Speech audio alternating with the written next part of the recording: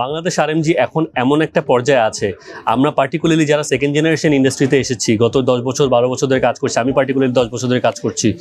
So এই যে transition হচ্ছে, এইটার কিন্তু আরও সিগনিফিকেন্ট কিছু ট্রানজিশন আমরা আগামী কয়েক বছরে দেখতে পারবো। রেগুলেটরি যে চেঞ্জেসগুলো আসছে গ্লোবালি, এটা কিন্তু আমাদের কম্পিটিটিভনেসকে চ্যালেঞ্জ করবে।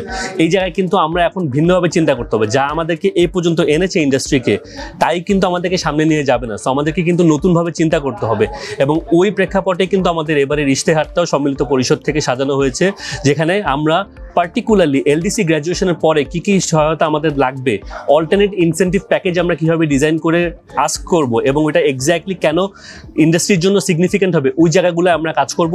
আমরা ইভেন এটার সাথে যে গ্লোবালি যে অপরচুনিটিগুলো ওপেন হবে পলিসিগুলোর জন্য, এখানে আমাদের কম্পিটিটিভনেস কীভাবে রাখবো, ম্যানমেড ফাইবারের অ্যাক্সেস আমরা কীভাবে আরও বাড়াবো, ওই জায়গাগুলো আমাদের ইন্টারনাল ব্যাকওয়ার্ড লিঙ্কে স্ট্রং করার জন্য যে সহায়তাগুলো লাগবে, ওই জায়গায় কাজ করব।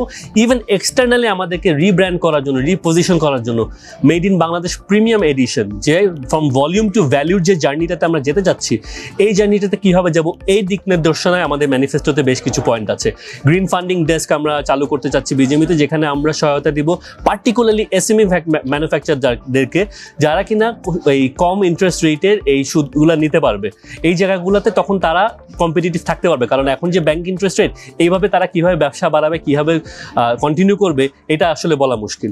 সো আমার পার্টিকুলারলি যদি বলি, আমি গতবারও বোর্ডে ছিলাম, আমি গতবার থেকে একটা কাজ করা শুরু করেছি যে ওয়ান স্টপ একটা সাপোর্ট সেল গঠন করার জন্য, যেখানে কিনা পার্টিকুলারলি স্মল মিডিয়াম ম্যানুফ্যাকচারাররা এবং নতুন যারা আসতেছে, তারা এক্সপোর্ট কম্পিটিটিভনেস কীভাবে রাখবে। এবং আরেকটা জিনিস আমরা এটার সাথে এখন দিব, সেটা হচ্ছে যে পলিসি ওয়াচ সেল, যে এই যে সব পলিসি চেঞ্জ হচ্ছে লোকালি ইন্টারন্যাশনালি, বা কোনো পলিসি সাজেশন যাই ডিসকাস হচ্ছে, এটা মেম্বারদেরকে কীভাবে চ্যালেঞ্জ করবে, কীভাবে বেনিফিট করবে, কীভাবে ওরা এটার বেনিফিট নিতে পারবে, এটার অ্যাডভান্টেজ নিতে পারবে, এই জিনিসগুলো আমরা ইনস্ট্যান্টলি ইন রিয়েল টাইম ড্যাশবোর্ডে মেম্বারদের কাছে পৌঁছে দিব। সো ওদের প্রতিটা মানুষ প্রতিটা সুযোগের ব্যাপারে প্রত্যেকটা দিন তারা অ্যাওয়্যার থাকে, এবং এই জায়গাটাকে কীভাবে অ্যাসিওর করতে হবে, পলিসি ইন্টেলিজেন্স সেলের সেই কাজ থাকবে যে আমরা স্ট্রংলি ওই নেগোসিয়েশন টেবিলে ওই নেগোসিয়েশনগুলো করে নিয়ে আসতে পারি। কারণ গ্যাসের যে সংকট, এই যে ডেফিসিয়েন্সি হচ্ছে, এইটাকে কভার দেওয়ার জন্য আমাদেরকে অল্টারনেটিভ চিন্তা করতেই হবে। কারণ গ্যাস আমাদের ন্যূনতম প্রাপ্য, এটা যদি প্রায়োরিটাইজ না করে সরকার, অল্টারনেটিভলি সরকারকে সাপোর্ট দিতে হবে ইন্ডাস্ট্রিকে টিকিয়ে রাখার জন্য। কারণ এই ইন্ডাস্ট্রি টিকে না থাকলে এই দেশের মেরুদণ্ড প্রশ্নবিদ্ধ হয়ে যাচ্ছে, এই দেশে কিন্তু তখন ব্যাকবোন নড়বড়ে হয়ে যাবে। সো ডাইভার্সিফিকেশন আমরা অনেক কিছুতে করতে পারবো, বাট এটা অনেক সময়ের ব্যাপার। তার আগে আমাদের গার্মেন্টস সেক্টরেই এখন আমাদেরকে দেখতে হবে এইখান থেকে আমরা কোন জিনিসটাকে ক্যাপিটালাইজ করতে পারবো। আমাদের ফরেন রিজার্ভ বলেন, আমাদের ট্রেড সারপ্লাস বলেন, আমাদের ইকোনমিক ব্যালেন্স বলেন, এই সব কিছুকে অ্যাসিওর করার জন্য।